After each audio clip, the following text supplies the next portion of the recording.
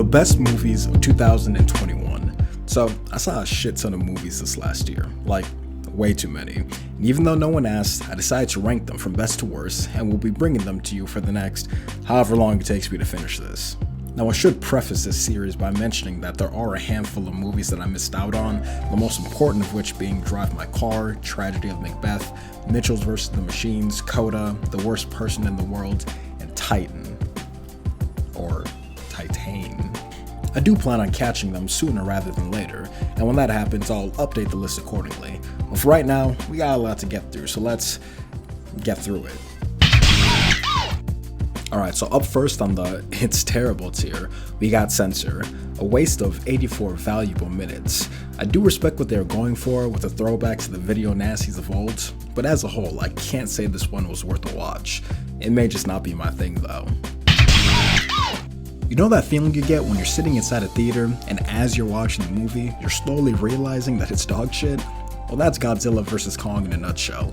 And listen, if all you wanted to see was two giant CGI characters beat the shit out of each other, that's fine, as those moments were okay, but everything else the film had to offer was pretty bad. I can't believe I spent my hard-earned money to watch this on the big screen. This movie wishes it were directed by Chris Nolan. The concept alone gave the film a bit of potential, but it needed to be executed well for it to have been any good, and that just wasn't the case, yo. Also, shoutouts to this film's trailer, playing before every movie I want to go see this summer. Hashtag keep holding your breath. Besides a pretty cool sequence that looked like Tom Clancy presents Metal Gear Solid, I thought that this one was pretty whack, mainly because they try to get you to sympathize with the blind dude. Like, are we really just supposed to forget about everything that happened in the first movie? Come on, man. I remember earlier in the year, I'd like to make the joke where I'd say, man, I can't wait to like this movie so much more than Shang-Chi.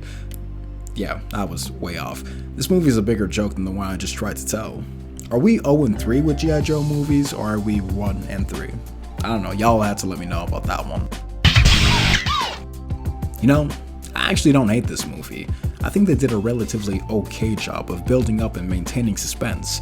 It made the more gross and violent parts of the movie hit a little bit harder, but that's about all I can really give it credit for. It's kind of a slog to get through.